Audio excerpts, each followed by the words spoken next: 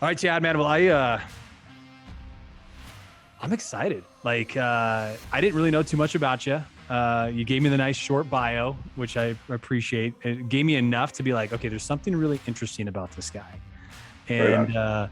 your past, man, I got to tell you, it seems like it was very intense. It seems like you went through a lot. And so for our audience, just give us an idea of like who is Chad back in the 90s, man. I mean, you and I are almost the same age. So like I know who I was in the 90s. I'm not quite sure I was the most proud of myself in the 90s and 2000s. But who's Chad back in the 90s and 2000s? Yeah, sure. I would say while I was in high school, I was partying a lot, doing a lot of drugs. Mm. I almost failed out of high school. Got my shit together and got a full academic scholarship to University of Illinois. Once I got there, slipped back into my old ways, started partying again, and got kicked out of school. Um, then again, I got into partying a lot of it. I was in the 90s in Chicago. So Yeah. really into it's almost embarrassing to say this out loud, man, but I was really into the Chicago rave scene, the Yeah. whole get up, big pants, all the music, all of that, man. Were you, Yeah, but it was like, you weren't like this. You did not look this fit. And by the way, for those of you that are just listening to this, dude, this man is a beast. He's a beast of a man. thanks. And so, but you told me like I wasn't typically I wasn't this big back then. No, I was around 200 pounds and Yeah. wasn't like this. Now I'm 6'2", 265 pounds, man, Yeah. Solid and pretty steel. lean. Yeah. Yeah, a little bit of different of a guy. Yeah. But yeah, so just partied. I was partying and drinking a lot of drugs, and got kicked out of school. Decided I was going to get my act together and join the U.S. Navy, Mhm. and was doing really, really, really well for a bit. Got out to San Diego, and once there, I saw a business opportunity. I could start throwing raves in San Diego and throwing parties there, and started what goes along with throwing those parties was selling drugs, and I got caught. Yeah. It's a shame to say that, but it happened. I got caught and ended up in a military prison with Yeah. a 5-year felony sentence, which Wow. was not too fun, right? Got out of there, out of Miramar military prison in California, and didn't know what I was going to do. I tried to get a job at a McDonald's, and I got drilled in my head, like, you be honest on your application, tell them you're convicted of a felony. So I Yeah. did. Yeah. And a fucking gas station, sorry, I curse a bit, but a Yeah. gas All good, station dude. wouldn't hire me. And Yeah. I was like, what am I going to do? And I had no choice. I was like, okay, if you want to make it in this world, you're going to have to be an entrepreneur, start a business. Yeah. And I always was good with technology. I taught myself how to program when I was pretty young. And so I leaned into that, into software engineering. And that's what I did. I started a technology company and built that business and ended up selling the first one, which was really, really good. Yeah. Started another one. First time I took venture capital money, which Mhm. that was an experience, right? I was young and dumb and took more money than I needed, gave way too much of my company. Yeah. And got a decent bit of cash out of that deal. But after I did that, I fell back into cocaine and champagne, man, and Yeah. blew up that life again. It's like you hit these levels of success and was like, nope, you're not allowed to be up here. Yeah. And I would do something to blow up my life to say you don't deserve to be in this position, which is it took me a while to work through that, but yeah, Yeah. that's We the talk a lot about self-sabotage in our lives, right? yeah, And it just seemed like as you and I are talking a little bit before we hit the record button, but it was just so much of your life was you'd have some success or you'd make some momentum going forward. And it literally was self-sabotage that put yeah, you back, not just like where you were started, but even further below where you were at. yeah, for sure, for sure. There was a point and after my a little bit further down the line when I had another big piece of success and I was determined not to fail again. It was in my head, man, if I fall again, I'm going to end up dead. There's nowhere else you can go from here, right? Like Yeah. rock bottom is not going to be great. But yeah, it definitely had an upper limit problem. I kept putting these ceilings on myself. What was interesting, and I don't know what was happening in my brain. I was able to lift that upper limit a little bit higher, nudge it up. I'm like, okay, you're worth it. You can be up here with these guys a Yeah. little bit higher each time, but I would always blow it up, Yeah. which is annoying. Yeah. Well, you obviously had a lot of self-motivation because you continue to propel yourself and you continue to get yourself back up. I mean, I would think that, selling drugs, you have to be an entrepreneur back then too, right? I mean, you just happened to be doing For something sure. that wasn't good and one that wasn't healthy, but I mean, you knew how to make money. You knew what it meant to Yeah, run a business. I mean, you intellectually were extremely smart, even if it was in the wrong direction. for sure. Yeah. At the time, I actually found it, I guess I would say it. I saw these movies growing up. I would say like Scarface, like Yeah. Goodfellas, Yeah. like Yeah. Casino. And Yeah. I'm like, that's what I'm supposed to be. I Yeah. want to be one of those guys. And, when I look back at that now, I'm like, man, that's ridiculous, dude. What were Yeah. you thinking? Yeah. But as 18, 19, 20 years old and really, really dumb and really influenced by TV, essentially. Right. And so I found that kind of sexy. This is how you make money. This is what you're supposed to do. Mhm. And they didn't really lean into the better ways, the smarter ways. And maybe it was that little bit of always looking for a shortcut, right? Like, okay, I see that guy's there. How can I get there faster? Yeah. And I guess that's the like being intelligent. You're like looking for that. How can I optimize this? What's the Yeah. fastest route? And sometimes you got to put in the work, man. Sure. There So is no shortcut. growing up, what was home life like? I mean, did you have a stable household? Did you have a dad that was home, a mom? Like, what did that look like? Yeah, my parents divorced when I was pretty young. Okay. But yeah, I was around 3 or 4 years old. And I spent time, my parents had me when they were young. We were 17 Oh, in New wow. York. And I spent time going back and forth from New York and Chicago. And, they did the best they could at the time. Yeah. They were super young and I'm grateful for that. But it was, a weird situation growing up when you Yeah. don't have your parents in the same house. And a lot of people say that doesn't matter. And you can overcome that stuff. But there's some things that happen when you're that young. When you Sure. see everybody else having mom and dad around, it affects you in weird Yeah. ways, right? Yeah. And so yeah, there was that, and yeah, leave Yeah. it there. Well, one of the things that you talked about, um, once again, in our conversation leading up to this, is that when you did get clean, you focused so much on your success. You said, "I'm not going to get myself in that position again." And at Yeah, that time, you had a young son at the age of around 6 years old, and yeah, unfortunately, you found yourself as focused as you were, as determined as you were. I mean, you kind of found yourself, unfortunately, kind of leaving behind your son in this pursuit of fixing you as a man. yeah. We should take it. It wasn't just a pursuit of fixing me. When I look at that and reflect on that, I have to be honest with myself. Uh-huh. I created this image of what I thought success looks like. And you Yeah. know what? Yeah. I'll have time for my son later. Sure. You know what? And that's when I hear that, man, saying that out loud, like that's messed up. Yeah. It really, really is. Cause I missed so much time with him. And now my boy's angry and he has every right to be. He's like, man, you weren't here, dude. Yeah. I really don't want to talk to you. You were gone and we needed you and you weren't here for me. Yeah. And that's something that I have to live with and it hurts, but it's something I'm working to get better and repair. Right. It's just, like I said, I'm 44, he's 18. We have plenty of time left. So Yeah. I'm determined, man. Yeah. I And love it, that dude. Well, determination. and it really leads into where you're at today. You're a founder and CEO of a very successful company. Yeah. But really where your passion's at, where your heart is at, is men and Yeah. coaching and mentoring men. And so I want the audience to see, like, just through all of this chaos and destruction that you've done in your life, that you've been able to use all of it in order to make a difference in men's lives. And it's not that you're perfect by any means now. You're still trying to fix things. You're still trying to repair the things that you broke in the past. And we just talked about your son and your relationship with him. I Yeah. love the fact that's the thing that you and I have in common, is just this burden that we have on our hearts of all of these broken men out there that don't have anybody to turn to. Yeah. Yeah. I really, really enjoy working with guys Yeah. and helping men say, like, look, I've messed up in all of these ways. And it's okay if you've messed up too. That doesn't mean your life's over. Just because you've gotten divorced, just because you've gotten divorced twice, it doesn't mean your life's over. Things suck now, but there's a way out, and I'm proof. Yeah. Right? It doesn't matter that you've been arrested and you have this crazy record now. There's a way out, and I'm proof.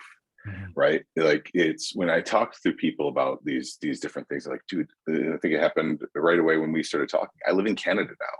I'm a Mhm. convicted felon. That's not Yeah. supposed to be possible. Yeah. Right? But we wanted to make this happen. My wife and I wanted to make this happen, and we set up our lives so we could get here. We wanted to be here. We wanted to be in BC, and we set up our lives and did what it took for us to get here. Yeah. And I really do believe that if you are determined and willing to work hard enough, it doesn't matter what happened in your past. You can grind it out and get to where you want to be. And I Yeah. love showing that other guys when they see this and that this is possible, and talk them through some of the challenges that I've went through, and helping lift them up and be able to deal with the things that they're dealing with, the different pieces of trauma. Yeah. It's really, really rewarding. Yeah. Well, I think it's really important for us to know our past and to really own our past. You know, each of us have got somebody, each of us got something in our past that we regret, that we wish we never did. Or if, I mean, I got to tell you, like, there's things that, and this is kind of controversial when you say this, because there's people that will say, you know, never regret anything you did. I'm like, no, I actually regret some of the stupid stuff I did. Like, if I would go back, if I could go back, I wouldn't do it again. Right. That was just Yeah. dumb. Right. And I was listening to a podcast that Ed Milet had done recently with a gentleman named Damon West. And Yeah, it's a good one. oh my gosh, it was awesome. And it really, like, it kind of reminded me a little bit about your story, in the sense of just this being incarcerated and being a felon, and then, you know, being and having choices to turn your life around, but it wasn't easy, and surrounding yourself with good people and creating a new life for yourself, and then making greater impact in those that you can lead because you're willing to own your story. Right. So Yeah. first of all, I just compliment you on you, because we live in a society right now that we all want to be victims. 100%, You know? 100%. And you can't be a victim here. Right. That's like you just can't, man. If you want, there's something that when I realized it was probably the most eye-opening and terrifying thing at the same time. And it's that we're not the victims. Everything that's happened to me right now, everything, it doesn't matter what, everything that's happened in my world is because of choices that I made. Yeah. That is like, what the heck? Yeah. And it's crazy when you think about that. And it's so terrifying. And like, wow, I did this. Everything here is my fault. And then at the same time, it's like liberating. Everything here is my fault. That means I can change it. Yeah. Right. It was eye-opening for me. It was mind-blowing to have that subtle realization. Yeah, there's a great there's a great warrior poem, and the beginning of it says, "I will live by choice, not by chance." Right. And when we live by choice, is because we were proactive and we were actually initiating what we're doing. Right or wrong, we were still making a choice to go in a certain direction, or at least what we felt was the best direction.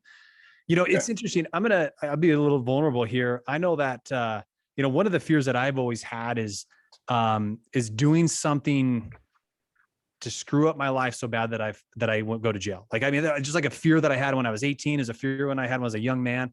Like, just, whether it's, going out and having some drinks and getting busted, or, getting in a car wreck and hurting somebody, or, texting, and then all of a sudden you lift your head up and somebody's right in front of you and you run them, like, those types of things. And I have a fear for that for my children. And so that's something that is always consciously on my mind, where I'm praying for protection over them and those that they're surrounding themselves with.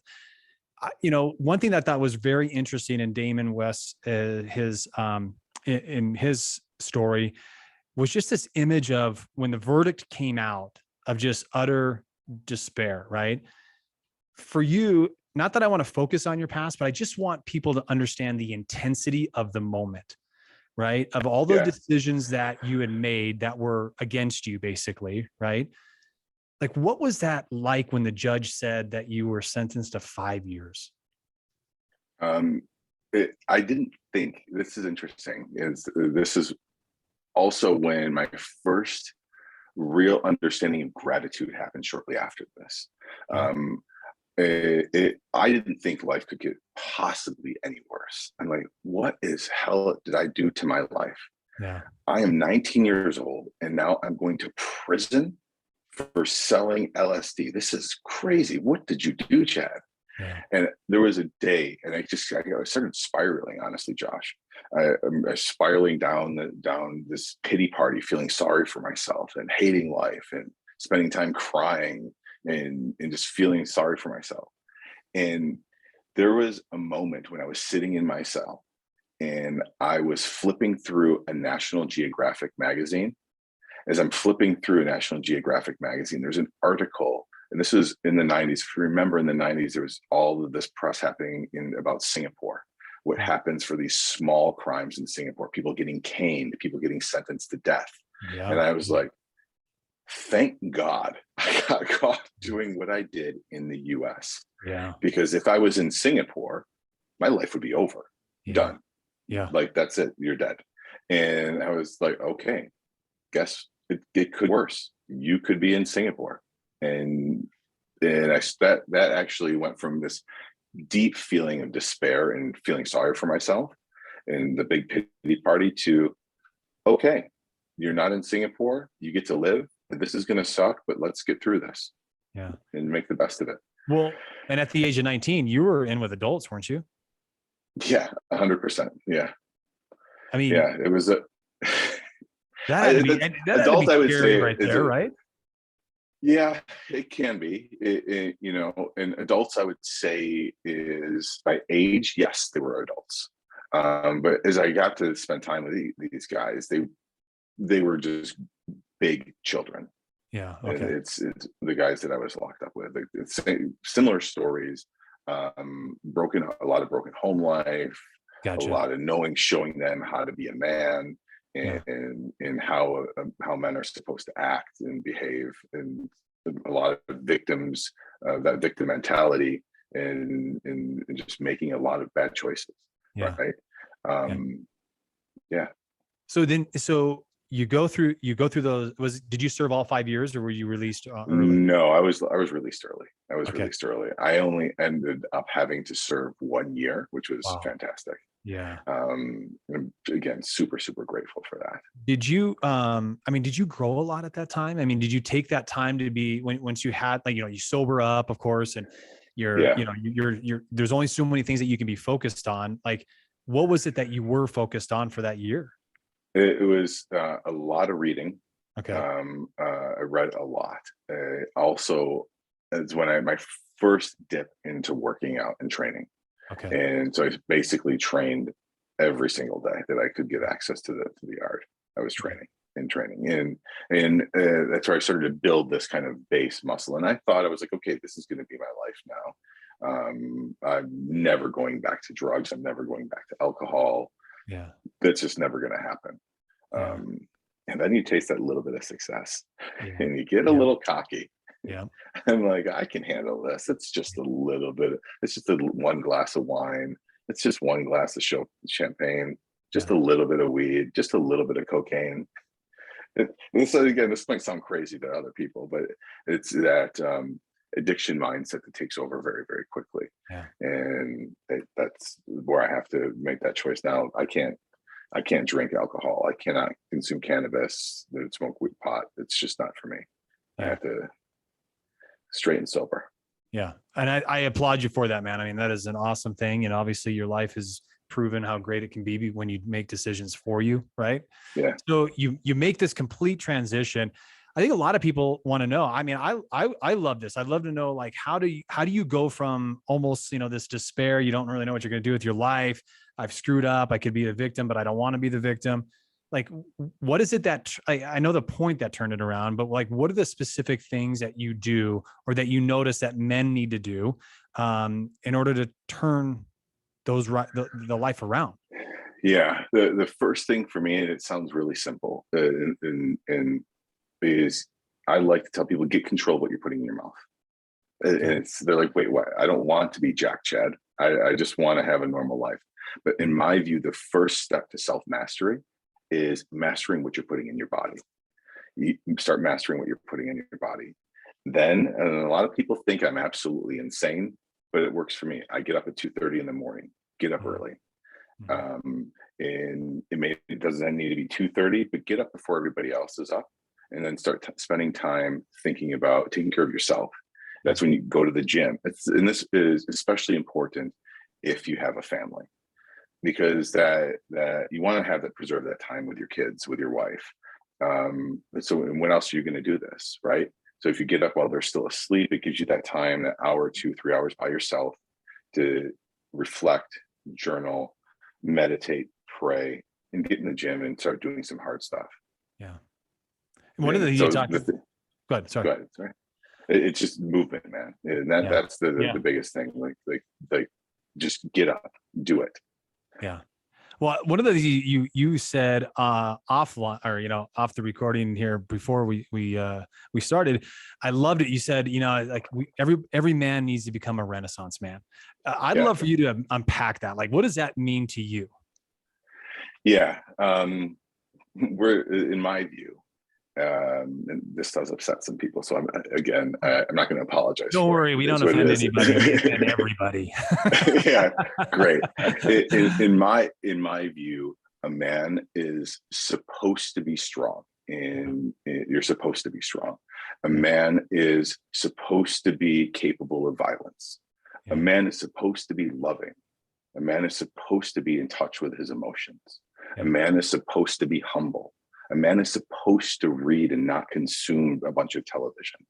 A man is supposed to be artistic, whether that be drawing or writing or playing music, right? A man is supposed to be humble. And it's this well-rounded man. We have all of this capabilities in us, and sure, you might be better at some things or the other, but getting good at all of that. Like, I play the piano. I'm not the greatest piano player in the world, but that outlet of like putting my fingers on the keyboard and playing the piano it's two things happen for me. You see that progression. You can actually hear yourself getting better when you stick to it. And it's like very much in your face, right? Like, I used to not be able to play this piece. Now I can play it. Crazy. So yeah, it's that Renaissance man, being well-rounded. And I look at guys like Benjamin Franklin. I love Benjamin Franklin. He's just like, man, when you look about what he has done, what he did with his life, without a doubt.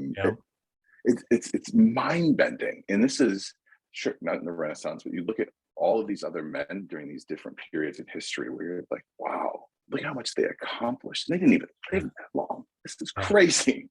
Well, they were doing this. They were starting these things at the age of 14. At the age of 15, these guys were doing things that men that are 35 won't even try to do an attempt, right? I mean, they grew up so fast because of the way that their culture was at that time. But I mean, it is unbelievable what they were able to accomplish in their short lifetime. Yeah, it really is. And so like I look at these guys and there's a few other kind of points that I look at when I'm like, they're supposed to be able to overcome suffering and pain and kind of have this level of grit, not complain about stuff, and just kind of empower through these things. And again, be genuine and honest with people. And I look at like there's these examples of men throughout history. And I'm always this guy who's, and maybe it's the technologist in me or just the entrepreneur in me, when I hear things like, well, someone invented a cell phone. We were able to put people on the moon. And there's other examples of men living like this throughout history. So why can't more of us, if other people can do it? There's no reason why anyone can't if you're determined to do it. Yeah. Amen to that, man. When I love it, what you're talking about is really helping a man become three-dimensional. And I know that one of the challenges that I faced when I was growing up was just watching one-dimensional, two-dimensional guys, right? Really good in one area of their life, but a complete train wreck in these other areas. Or maybe they mastered, or maybe they're really good in two of them, but then their physical world was just a train wreck. And you're just like, how can I respect that? Because just like you, I believe that men are capable of so much more than what they're doing in their lives right now. And thrive on that. We thrive on expectations. We as men thrive on having responsibility, right? Having responsibility in our life makes us feel important. It helps us build our legacy. which that's what every man wants to do. That's why we have families. That's why we have kids, right? That we're building the next generation, and we want them to inherit our great qualities that we have hopefully honed, right? So I love what you're doing right now. I love too that you struggle with, I'm really, really good at technology. Like I could just go, you've got a tremendously successful company that you're running right now, but your heart and your passion is men. And there's that balance that we all have to face when we know that we're gifted in one area, but we also identify this other area that we feel like we're being called to. So I love the struggle that you're going through. And I know that you're still walking through that as you're mentoring more and more men in your life. Yeah, it is. And I think we shared this a little bit before we started recording, but the other day when I walked out of my office and I was like, we have a problem. She's like, what's that? And I'm like, I think this is what I'm supposed to be doing. It feels so good. See, and again, I'm talking about it, Josh, and I'm getting goosebumps as I'm talking about it. It just gives me the chills and I get so excited. It's just being able to see guys that have been through, men that have been through the situation similar to mine, and helping them see that there is a path. It's so rewarding. It really is. One thing I do want to circle back to this being well-rounded, as you were saying, and being one-dimensional. It's these labels, right? Like people look at me and they're like, you're too jacked to be a software engineer. Mm-hmm. Like, why? Like, why does that matter? Right? I'm not a fan of labels. Like, why can't I play the piano and be jacked? Or why can't I be smart and be jacked? Yeah. Or just because I'm built like this doesn't mean I don't love deeply. Yeah. It's just all of these labels that we get put on men that I have to be strong and this is who I am. Yeah. And just because I am this, it doesn't mean I can't love my wife or love my daughter. And that's not the reality, man. You don't have to be like that. For guys like yourself, that really do care so much. I mean, like, and I care about my body. I'm fit. I do things intentionally so that I'm doing hard things on a regular basis. But when the physique is like yourselves right now, I think it's very easy for people to pass judgment and say, well, he's got to be a meathead. He's got to be in the gym 8 hours a day. He's probably a really angry dude. He's probably taking testosterone. Like all of the, like we go through this natural progression of already passing judgment, like you said, labels on people. And that's just one example of it, right? That's one example of somebody that truly is working on every aspect of their life, a Renaissance man, as you say.